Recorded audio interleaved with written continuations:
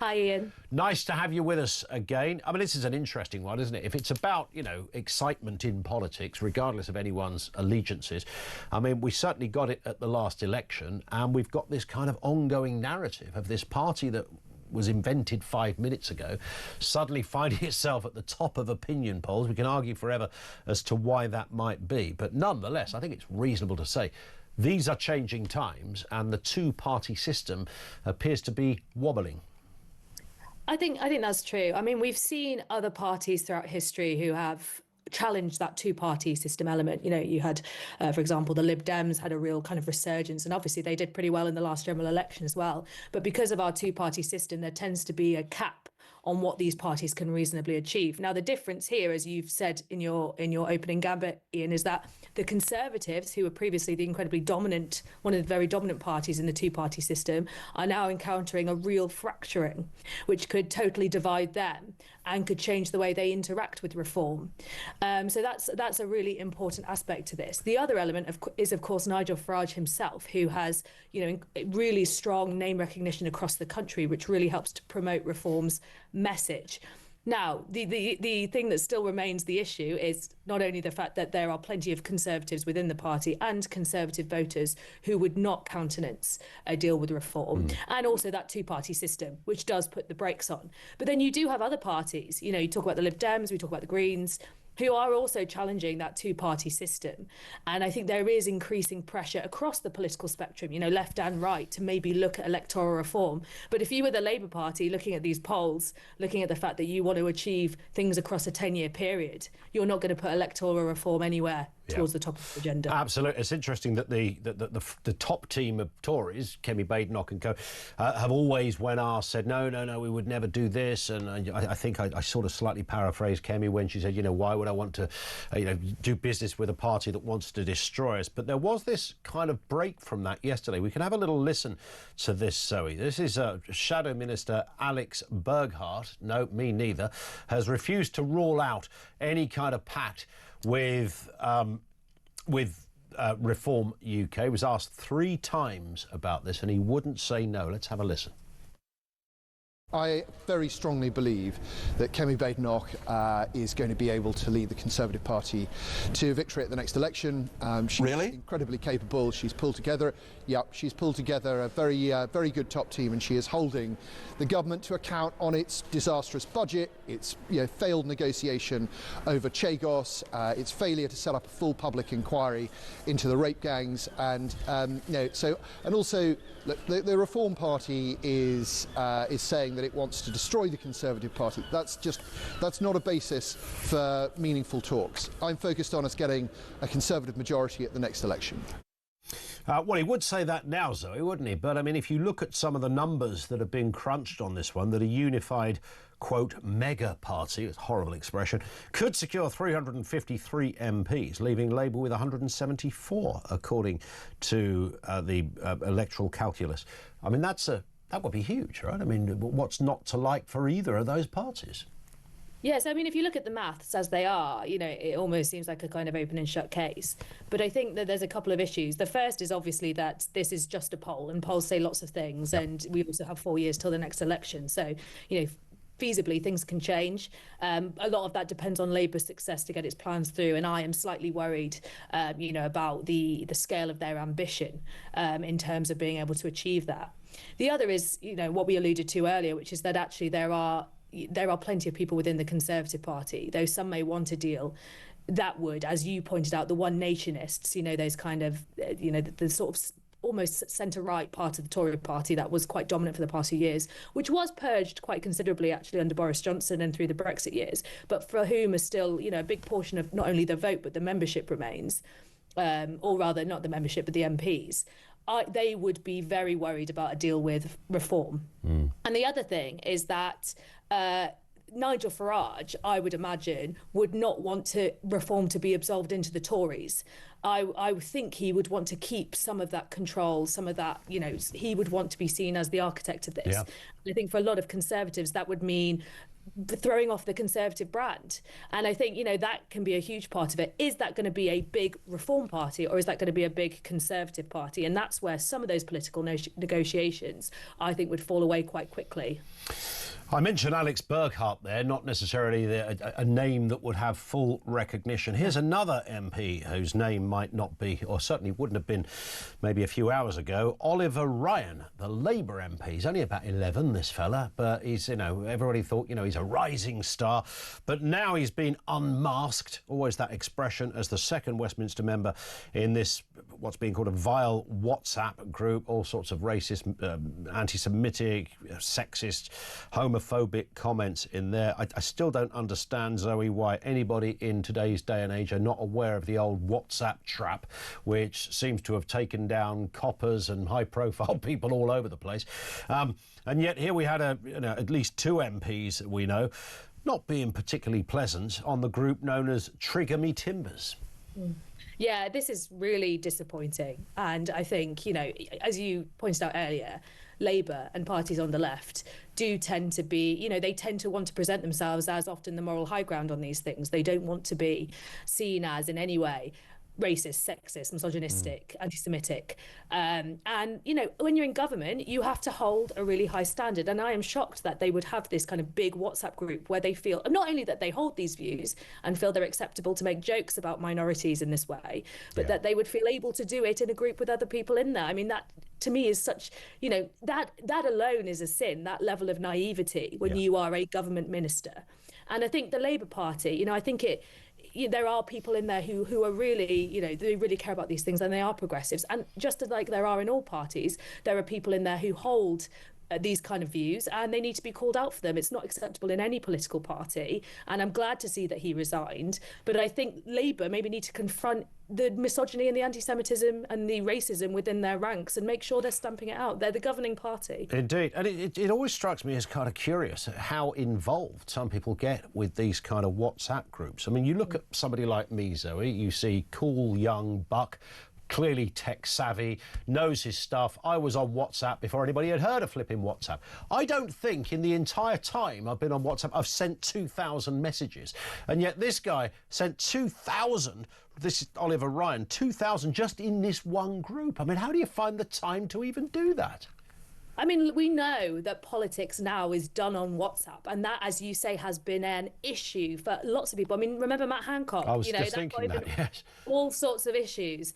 And the question is, will MPs ever learn? And I really do think this is part of it. I think there is a level of entitlement that sometimes even those people who you don't think would be kind of corrupted by power or entitlement, when they get in a position of authority, when they become an MP, when they get doors held open for them in the House of Commons, that can change people, and it can put people out of touch with reality, which is that you're a public servant. You're not a god, you're not a king. You are held accountable for the things you say, and you should be upholding the highest standards. And I think that is something that is missing amongst some MPs. Not all of them. I think lots of them really do care about the work they do and do always try and behave appropriately. But we have seen time and time again MPs not thinking about their responsibilities. This is an absolute beauty, this one, Zoe. I don't think anybody could fail not to see I don't know whether this is disturbing or just funny. Immigration Tribunal's decision to block the deportation of an Albanian criminal, partly, we have to stress, partly, because his son refuses to eat foreign chicken nuggets. Sparked a bit of outrage. Let's have a listen to a voice note on this very point that came into talk this morning.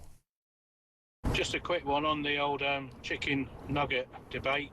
What is the world coming to? I can't believe this is actually happening. The guy cannot be deported, who's a typical recidivist, just because his son won't eat the chicken nuggets. You really can't make this stuff up. Great show, Mike. I was so hoping... I was hoping there's going to be a payoff there, Zoe. I thought if that's all he's going to say, that's not particularly interesting call, but he did it well. I mean, it sort of comes under...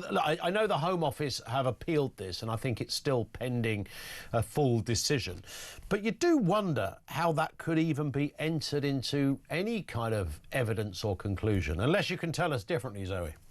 Well, I'm not a legal expert, but reading the details of the case, it sounds like that particular example was trying to prove something about the child's broader sensory and educational needs. the problem is, it sounds like there wasn't a great deal of evidence submitted about those. So I can see why the Home Office have appealed it. I think the thing about this is, I think when we pick out particular stories, it tends to sensationalize the issue a little bit. Yeah. Really, if it is the case that this child does have sensory and educational needs, and this child was born and raised in the UK, the idea that he might have to go to a place he's never been, where he would struggle to access SEND education if he really needs it, that is clearly an issue that we can understand. The problem is the lack of evidence. Like, if the Home Office repeals it, perhaps we'll get more detail on that. But I think what we should really be angry about when we look at this is how the Conservatives deliberately underfunded the asylum processing system, leading to this huge backlog, which means that these cases do get held up in the courts. That means that we do hear about these sensationalized examples of people having their claims accepted or denied. Really, if we want to see the backlog processed properly, and if we want to get through it, it needs to be invested in, and we need to make sure that that backlog that was created under the Conservatives is dealt with. Otherwise, you will get these cases. People get very angry about individual cases. The reality is not the individuals, it is the government, the previous government, that allowed this to balloon out of control and, put immense strain on our already overburdened legal system. It's still a funny story, though, isn't it, with the nugget? I mean, goodness me, if it had been KFC, I'd have had real sympathy there. I would never wish anyone to eat substandard fried chook. I mean, that would just be a crime scene, frankly. We will watch with interest. Yvette Cooper is challenging this as we understand it. And this story as well, Health Secretary Wes Streeting vows to clear war on NHS wokery. He's pledged to crack down on this kind of, quote, nonsense, urging the service to focus on basics like reducing waiting times and improving patient care. Here's what he had to say last week at a Macmillan charity event. I also need the profession to help. And sometimes there are some really daft things being done in the name of equality, diversity and inclusion, which undermine the cause. For example, there was one member of NHS staff who was merrily tweeting a job ad online and saying part of her practice was anti-whiteness. And I just thought, what the hell does that say to the bloke up in Wigan who's more likely to die, earlier than his more affluent white counterparts down in London? We've got real issues of inequality that affect white working class people. Sorry about the quality of some of that clip there, but we got the broad point, Zoe. Wes Streeting wading into... Look, I normally have a bit of a self-imposed ban on the word woke. I think it's kind of just sounds a bit like the sort of thing your dodgy uncle might say at a wedding. It's also sort of been reversed engineered and kind of fired back. But there are stories within the wokery kind of debate that do make you scratch your head, and I think Wes Streeting probably picked up on a reasonable one there. I think Streeting's point was that there is bureaucracy in the NHS that is stopping it from maybe achieving its full potential. And, in any huge, big public service, you're going to have plenty of waste. So I think it's important to look at that. I think, the word wokery, to me, it's a silly word. What does it mean? If we're talking about inclusive language and things, I think the more inclusive the language is, the better. The main point is everyone being treated equally by the health service as it should be? Are people getting the care they desperately need? Is money being wasted on projects when it should go to reducing waiting lists, things like that? And those are the important points. And I think rather than focusing on things like wokery, which, as you say, is a bit of a sort of political, football that we bounce around, we need to focus on the real issues, which again, like the asylum system, is the chronic underinvestment in the NHS, the failure to kind of properly reform it when it needed it. And, looking at these broader issues, which is, health inequalities across the country. You know that you are more likely to die much earlier if you live in a poorer part of the country than in a wealthier part of the country. Those are the sort of things that I think should be looked at. So I do agree that, anything we can do to kind of cut wastage and really get our resources focused on the NHS is great. But if we can do that without overly politicising it, I think that's better for everyone. But you can be inclusive, can't you? But also apply some common sense. I mean, a woman has a baby, women get pregnant, and if anyone is spending time in a meeting in a hospital saying, I think we should lose the word woman from all of this, then they've got something wrong with them, right? I mean, we don't. That's clearly an area where, have that debate in a university if you fancy.